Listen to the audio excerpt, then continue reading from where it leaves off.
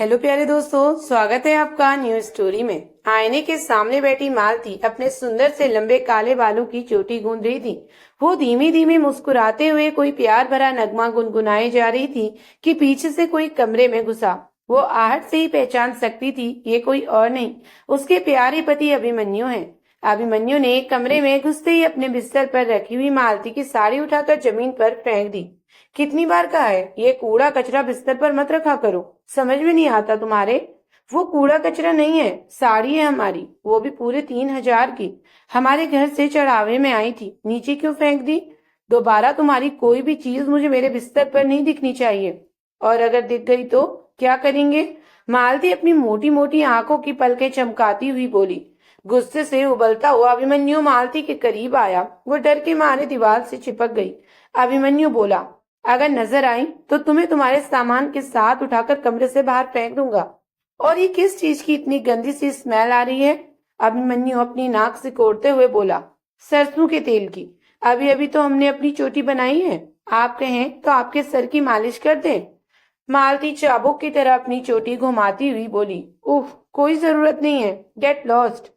वो अपनी नाक को हाथ से बंद करते हुए बोला, हे का बोले, हिंदी नहीं आती का आपको? मालती अपने ठेठ देहाती अंदाज में बोली, मैंने कहा यहाँ से जाओ, और दोबारा मेरे कमरे में बैठकर ये सरसों का तेल लगाने की जरूरत नहीं है, चलो निकलो।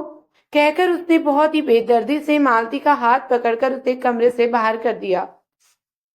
25 साल का अभिमन्यु लंदन के कॉलेज से एमबीए करके हाल में ही भारत लौटा था। यहाँ कानपुर में अपने पिता का बिजनेस उसे ही संभालना था।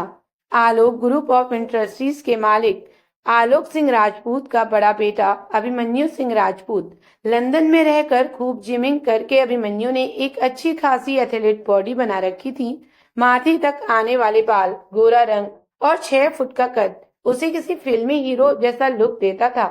बदकिस्मती यह रही कि अभिमन्यु के पिता आलोक का कानपुर के पास के ही किसी गांव की जमीन को लेकर काफी समय से विवाद चल रहा था। आलोक वहां चमड़े की फैक्ट्री लगाना चाहते थे, जबकि गांव के मुखिया किसी भी कीमत पर वो फैक्ट्री वहां नहीं लगने देना चाहते थे। आलोक ने पैसे देकर भी मुखिया जी को अपने पाले में लाने का प्रयास कर लिया था और विफल हो चुके थे। मुखिया राम किशोर जी ईमान के बड़े पक्के थे। हालांकि आलोक की रुतबे और शोहरत से मुखिया जी काफी प्रभावित थे। ईमान कितना भी सच्चा क्यों ना हो, उसके बिकने के लिए एक अच्छी कीमत होनी चाहिए। आखिर में आलोक ने मुखिया जी के साथ एक बड़ा सौदा कर ही लिया। मुखिया जी की इकलौती बिटिया मालती की शादी अपने बड़े बेटे अभिमन्यु से तय कर दी। अपने बेटे की राय जानने की उन्होंने कोशिश भी नहीं की। अभिमन्यु ने जब शादी से मना किया तो उन्होंने उसे धमकी दी, अगर वो शादी नहीं करेगा तो बिजनेस के साथ साथ जायदाद से भी उसे बेदखल कर देंगे। बिजनेस की ऊंचाइयों पर पहुंचाने की चाहत रखने वाला अभिमन्यु अपने पिता के फैसले के आगे उसे हार माननी पड़ी और मालती ने राजपूत खानदान की बड़ी बहू बनकर घर में प्रवेश किया। मालती चतुर्वेदी 20 साल की गांव की खोर गवार लड़की, देखने में एकदम गुलबहार के फूल जैसी उजली खिलंदर स्वभाव की। उम्र का बचकानापन तो जैसे गया ही नहीं, जैसे तैसे उसे बीए पास करवा दिया गया जुगाड़ करके। वैसे भी मालती जैसी लड़की को बीए से अधिक कुछ कराना मुखिया जी को पैसे की बर्बादी ही समझ आती थी। काहे कि पढ़ने लिखने से ज्यादा रुचि उसकी किताबों के पन्नों के एरोप्लेन और नाव बनाने में होती थी। मुखिया जी ने ऊंचे घराने में फटाफट ब्याह के अपनी इकलौती जिम्मेदारी से भी मुक्ति पाली। दान दहेज में आलोक जी को फैक्ट्री के लिए जमीन तो मिली ही थी, साथ में उनकी फूड मिल्स के लिए हर साल कच्चे माल की सप्लाई मुखिया जी के खेतों से होने लगी। बिरादरी वाले राजी नहीं थे। ब्राह्मण की बिटिया ठाकुरों में क्यों ब्याही जाए? ब्राह्मणों में अच्छे लड़कों का अकाल था क्या?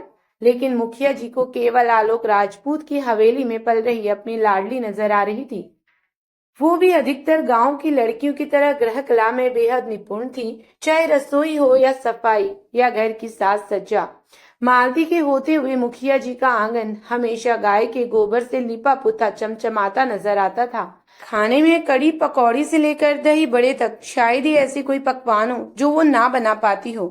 लेकिन मालती की किस्मत में गाय के गोबर से लिपा पुता हुआ आंगन नहीं, बल्कि ग्रेनाइट और संगमरमर से चमचमाते हुए फर्श लिखे थे। उसे कितने भी पकवान क्यों ना बनाने आते हों, लेकिन उसे गांव की गंवार और जाहिल समझकर रसोई में घुसने ही नहीं दिया जाता था। ऐसा बिल्कुल नहीं था कि ससुराल में उसका शोषण किया जाता था, लेकिन उसकी हरकतों से सब परेशान हो चुके थे। एक दिन मालती रसोई में खाना बनाने गई तो गरम माइक्रोवेव में बिना ग्लव्स पहने सीधा अपना हाथ डाल दिया और जल गई। उससे भी बुरा हुआ जब उसने वैक्यूम क्लीनर से अपना कमरा साफ करने की कोशिश की और अपनी साड़ी ही वैक्यूम क्लीनर में फंसा ली। शुक्र था कि अभिमन्यु के अलावा कमरे में कोई नहीं था, लेकिन अभिमन्यु प्यार से उसे समझाने और वैक्यूम क्लीनर चलाना सिखाने की बजाय उस पर भड़क गया और उसे कमरे से निकाल दिया। तब से तो सबने तौबा ही कर ली, सारा काम नौकरों को ही करने को दे दिया गया।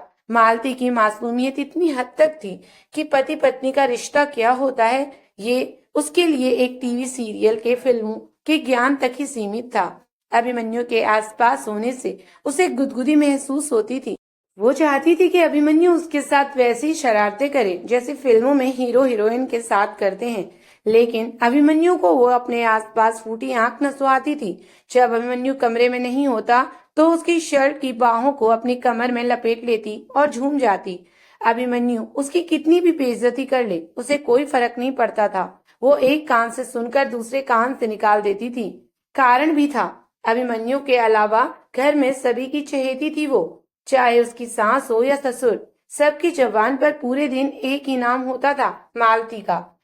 मालती और अभिमन्यु की शादी के पीछे भले ही कुछ कूटनीतिक कारण रहे हों, लेकिन आलोक और उनकी पत्नी शोभा को मालती पहली ही नजर में भा गई थी।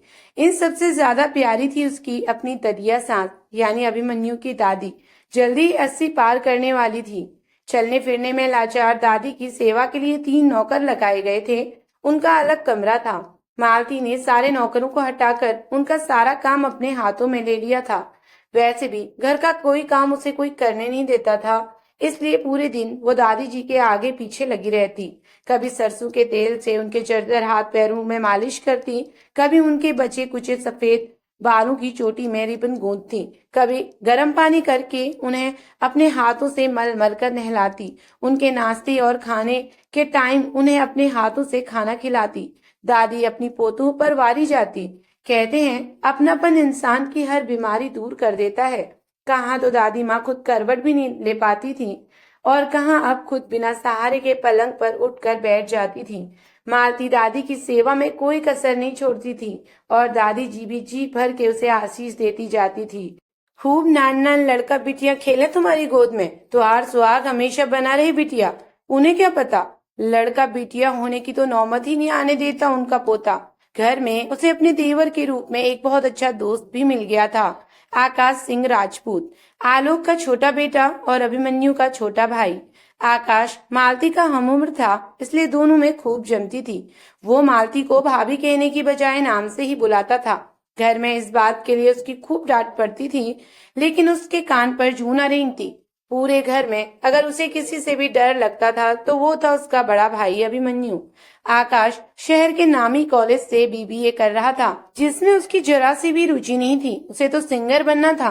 गाने गाने का उसका शौक था, जिसे वो अपना प्रोफेशन बनाना चाहता था। मालती, इधर आओ मेरे साथ। आकाश मालती का हाथ पकड़कर खींचते हुए बोला। अरे रुको तो, क्या काम है बोलो। मालती, जो दादी के कमरे में पलंग पर चादर बिछा रही थी, गुस्से में बोली। अरे जल्दी आओ, तुम्हें एक चीज दिखानी है। आकाश की आंखों में शरारत थी। मालती आकाश के साथ जैसे ही बाहर आती है, आकाश फुर्ती से पहले से घोल कर रखे हुए रंग से मालती को ऊपर से नीचे तक सराबोर कर देता है। हैप्पी होली मालती। अरे वाह, तुम तो एकदम गुलाबी चुड़ैल लग रही हो। मालती, जो गुलाबी रंग से रंगी भूत बनी खड़ी होती है। अच्छा, तुम बच जाओगे क्या? रुको जरा, बताती हूँ तुम्हें, यहीं खड़े रहना। तुम्हें भोले बाबा की कसम कहती हुई मालती रंग की बाल्टी उठाकर आकाश की तरफ दौड़ी। आकाश पोर्च की तरफ भागा। मालती ने तेजी से रंग की बाल्टी उठाकर पलट दी। और ये क्या, आकाश तो साफ साफ बच गया, जबकि पोर्च में ऑफिस जाने के लिए तैयार खड़े प्यारे पतिदेव रंग से नहा लिए। बेचारी आंख मूंद कर ऐसे खड़ी हो गई जैसे शेर की पूंछ पर पैर रखने के बाद कोई नन्हा सा हिरन का बच्चा अपनी मौत का इंतजार में आंखें मूंद लेता है। मालती की तरफ पीठ करके खड़ा अभिमन्यु किसी से फोन पर बात कर रहा था। इससे पहले कि वो पलटकर मालती को देख पाता। आकाश ने आकर मालती के हाथों से रंग की बाल्टी छीन ली। आकाश, भाई भैया, वो बुरा न मानो, होली है। मालती पर बरसने वाले अंगारे अब आकाश पर तोप के गोलों की तरह गिर रहे थे। मालती सिमटी हुई अपने पति का गुस्सा देखे जा रही थी। अभिमन्यु मालती की भीगी बिल्ली जैसा चेहरा देखकर ही समझ गया था कि रंग आकाश ने नहीं बल्कि मालती ने फेंका है, और इसलिए मालती का गुस्सा भी उसने आकाश पर निकाल दिया और धड़धड़ाते हुए अपने कमरे में चला गया। मालती बेचारी आकाश को लाचार निगाहों से देख रही थी। शुक्रिया मेरी आफत अपने सर पर लेने के लिए। मालती अपना समूह लेकर लिपि पुती अपने कमरे में नहाने चली गई। बाथरूम में अभिमन्यु था, जो रगड़ रगड़ कर खुद पर गिरे रंग को छुटा रहा था। वो सिर्फ एक तौलिए में बाथरूम से बाहर निकला। सामने जमीन पर मालती बैठी हुई बाथरूम खाली होने का इंतजार कर रही थी। अभिमन्यु को बिना कपड़ों के देखकर मालती ने अपनी नजरें झुका ली। अभिमन्यु को कुछ फर्क नहीं पड़ा। वो वैसा ही सड़ा सा मुंह बनाए अपनी वार्डरोब से कपड़े निकालने लगा। मालती ने चोर निगाहों से अभिमन्यु को घूरना शुरू किया। हाय, कितने प्यारे लग रहे हैं आप, एकदम सांवरिया फिल्म के रणबीर कपूर जैसे। बस जरा सा गुस्सा कम किया करिए। वो मुस्कुराते हुए अभिमन्यु को देखे जा रही थी। उसे अपनी तरफ घूरता देख अभिमन्यु बोल पड़ा, नहाने क्यों नहीं जाती? एक तो वैसे ही सारा फ्लोर गंदा कर दिया तुमने, नहा कर इसे तुरंत साफ करो। फिर उसे तुरंत कुछ याद आ गया और मालती से बोला, रहने दो देवी जी, तुम मत साफ करना, मैं किसी नौकर को बोल दूंगा। मालती चुपचाप उठकर नहाने चली गई। आज होली थी। मालती ने अपनी सासू माँ की मान मनोबल करके गुजिया बनाने की परमिशन ले ली, लेकिन साथ में शर्त थी कि वो सब कुछ सिर्फ नौकरों की देखरेख में ही करेगी। मालती खुशी से उछल पड़ी। उसकी अपने ससुराल में पहली होली थी। मालती के मायके से भर भर के सगुन भेजा गया था। ढेर सारी गुजियां, मिठाइयां, गाय के दूध का बना शुद्ध खोया, देसी घी, सूखे मेवे और तमाम सामान थे। घर के हर इंसान के लिए कुछ न कुछ तोहफे थे। मालती का परिवार भले ही गांव का था, लेकिन बहुत स्मर्थ और पैसे वाला था। गांव में उनकी 3 दूध की डेयरी थी, अपनी आटा चक्की लगी थी, करीब 50 गायें और उतनी ही भैंसें थी। कानपुर शहर में मुखिया जी के पशुओं की चारे की दुकानें थीं। खेत खलिहान तो थे ही, इसके अलावा काफी पुश्तैनी जमीन जायदाद थी सो अलग। गांव में मुखिया जी का रुतबा तो था। मालती ने बड़े मन से गुजिया बनानी शुरू की। अपने मायके की रसोई में निडरता से फुदकती घूमती मालती यहाँ मॉड्यूलर किचन में हर चीज को हौले से छू रही थी कि कहीं फिर से उससे कोई गलती ना हो जाए। नौकर उसे जैसे बताते थे वो वैसे ही कर रही थी। यहाँ सामान तो सब वही था, लेकिन उपकरण आधुनिक थे, जिनमें से उसके कुछ मालती ने कभी देखे भी नहीं थे। वो किताबी ज्ञान में भले ही कच्ची थी, लेकिन सीखने में माहिर थी। नौकर जिस चीज को एक बार चलाना बता देते थे, वो उसे अच्छी तरह ध्यान रखती थी। कुछ ही देर में उसने कई सारे पकवान बना डाले, फिर वहीं पसर कर जमीन में बैठ गई। अम्मा कितना याद कर रही होगी हमें, हमसे तो किसी ने पूछा तक नहीं मायके जाने के लिए। बेचारी अकेली ही सब बनाई होंगी। सोचते सोचते प्यारी सी आंखों में झिलमिलाते हुए 2 मोती उसकी गुलाबी गालों से ढुलक गए। लाख वारे न्यारे हो ससुराल में, पर मायका तो मायका ही होता है आखिर। तब तक नवाबजादे आकाश ने किचन में प्रवेश किया।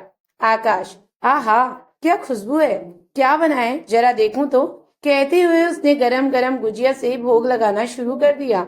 आकाश इस बात से अनजान था कि ये सब मालती ने बनाया था। उसे तो यही पता था कि मालती को कोई किचन में घुसने नहीं देता। आकाश, वाह क्या स्वाद है, ये किसने बनाया है? मालती, कोई नया कुक आया है क्या? वाह, जी चाहता है हाथ चूम लूं। मालती ने फटाफट बच्चों की तरह हाथों की मुट्ठी बांधकर आगे बढ़ा दी। आकाश उसे देखकर हंसने लगा। अब ये मत कहना तुमने बनाया है। मालती, हाँ हाँ मैंने ही तो बनाया है। तुम्हें किचन में किसने घुसने दिया? मम्मी जी ने। अच्छा, आज तो ये गुजिया खाने के बाद मम्मी पापा तो क्या, मेरे प्यारे भैया भी तुम्हारे फैन हो जाएंगे। अच्छा जी, मीठा तो बहुत पसंद है उन्हें। अच्छा, पर बातें तो करेले जैसी करते हैं आपके भैया। आकाश थोड़ा सीरियस हो जाता है। तुम्हें बुरा लगता होगा ना, वो तुम्हें जरा भी इम्पोर्टेंस नहीं देते। मालती ने गुजिया खाते हुए बोला, ना बिल्कुल नहीं, बस जब डांटते हैं तो लगता है मार ही डालेंगे। इतना कह के वो 4 गुजिया प्लेट में रखकर दादी माँ के कमरे में भाग गई। रात में घर का माहौल ही अलग था। सबकी जुबान पर मालती की गुजिया और उनके स्वाद की तारीफ थी, सिवाय अभिमन्यु के। वैसे तो सबकी नजर बचाकर 5-6 गुजिया साफ कर चुका था वो, लेकिन मालती की तारीफ कैसे करता। उस गवार की तारीफ तो उसे अपनी बेइज्जती महसूस होती। डिनर के बाद सब अपने अपने कमरे में चले गए। अभिमन्यु जब काफी देर तक कमरे में नहीं आया तो मालती ने बाहर नौकरों से पूछा, छोटे मालिक कहाँ हैं? ऊपर बार में कहकर नौकर जाने लगा। सुनो तो जरा, का बताए हो? मालती पीछे से चिल्लाई। ऊपर बड़े मालिक के साथ बार में बैठे हैं, कहता हुआ नौकर नीचे चला गया। मालती सीढ़ियों से ऊपर गई तो ऊपर का नजारा देखकर हैरान रह गई। एक बड़े से हॉल में कांच का गोल काउंटर बना हुआ था, जिसमें तमाम महंगी से महंगी और पुरानी से पुरानी शराब की बोतलें रखी हुई थी। काउंटर के पास बड़ी सोफा नुमा बड़ी सी कुर्सियां थी। उस पर अभिमन्यु और उसके पिता आलोक बैठे हुए जाम लगा रहे थे। यही एक जगह थी जहां अभिमन्यु अपने पिता के साथ कुछ देर बात कर लेता था, वरना जब से उन्होंने मालती से उसकी शादी कराई वो तो अपने पिता से सीधे मुंह बात भी नहीं करता था। घोर कलयुग। मालती अपने दोनों हाथों को कान से छुआती हुई बोली, बाप बेटा एक साथ बैठे जाम छलका रहे हैं। हमारा कोनो भाई होता और ऐसन करता तो पिताजी बैठे बैठ सूत देते। उसे अपने गांव की सहेली रिंकी और मोनी की याद आ गई। रिंकी के ब्याह को तो 3 महीना भी नहीं हुआ था जब मायके आई थी वो, तो उसने बताया था कि उसका आदमी रोज रात को शराब पीकर आता है और उसे बेल्टों से खूब पीटता है। मोनी का भी यही हाल था। मोनी उसकी अम्मा को बता रही थी कि चच्ची, ये शराब अच्छे खासे मर्दन को हैवान बनाई देते है। हमार मर्द रोज रात को बिना बात के मारा पीटी शुरू कर देता है। का करे चच्ची, बताओ, जिया नहीं जाता इस आदमी संग। मासूम मालती कांप गई। अगर इन्होंने भी यही किया तो? रिंकी की तो लव मैरिज थी, तब उसका मर्द इतनी कुटाई करता है। यहाँ तो शुरू से ही इनने हम पर तलवारें तान रखी हैं, और अगर आज पीट दिए तो? डर के मारे उसके पसीने छूट रहे थे। अचानक उसकी नजर अभिमन्यु की कमर पर बंधी प्योर लेदर की काली चिकनी बेल्ट पर पड़ी। उसने डर के मारे अपनी आंखें मूंद ली और दंदनाती हुई अपने कमरे में चली आई। इधर बार में आलोक अभिमन्यु से नए प्रोडक्ट की लॉन्चिंग पर डिस्कस कर रहे थे। 3 दिन बाद की डेट फाइनल की है मैंने। तीनों प्रोडक्ट हम एक ही इवेंट में लॉन्च कर देंगे। मीडिया को भी इनवाइट किया गया है, इसलिए पूरा परिवार वहां हो तो ज्यादा अच्छा रहेगा। अभिमन्यु, जो अपने गिलास में बर्फ के टुकड़े डाल रहा था, पूरा परिवार होगा, लेकिन अगर आपके परिवार की परिभाषा में वो देहाती भी है तो आई एम सॉरी, मैं उसे लेकर कहीं नहीं जाऊंगा। किसी इवेंट में तो बिल्कुल नहीं। अब तुम्हारी पत्नी है वो, थोड़ा रिस्पेक्ट दिया करो उसे। अभिमन्यु गुस्से में गिलास टेबल पर पटकता हुआ उठ खड़ा हुआ। आप शादी जबरदस्ती करवा सकते हैं, रिश्ता जबरदस्ती नहीं बनवा सकते। कोशिश भी मत कीजिएगा। आपकी बहू है, आप साथ लेकर जाइए। मैं अपनी बीवी बनाकर उसे कहीं नहीं ले जाऊंगा। कहकर अभिमन्यु 4-5 गिलास एक ही सांस में गटक गया और गुस्से से पैर पटकता हुआ अपने कमरे में चला आया। वो भयंकर नशे में था। उसकी आंखें गुस्से से लाल थी। वो बिस्तर पर धड़ाम से गिर गया। तभी उसकी नजर सामने सोफे पर गई। उसकी आंखें सही से खुल भी नहीं पा रही थी। उसे लगा सामने सोफे पर कपड़ों का पहाड़ सा लगा हुआ है। ये औरत क्या क्या करती रहती है मेरे कमरे में रहकर। कपड़े सोफे पर फैला रखे हैं और जरा भी चिंता नहीं है इसे। वो धीरे से उठा और लड़खड़ाता हुआ सोफे की ओर बढ़ने लगा। उसे लगा कपड़ों का ढेर हिल रहा है। वो गौर से देखने लगा और एक एक कपड़ा हटाने लगा। आखिर में एक मोटी सी ब्लैंकेट को उसने जोर से खींचा तो अंदर डर से कांप रही मालती बैठी थी। तुम? अभिमन्यु आंखें खोलकर उसे देखने की कोशिश कर रहा था। कहानी अभी जारी है। पहला भाग पूरा सुनने के लिए आप सभी का दिल से धन्यवाद।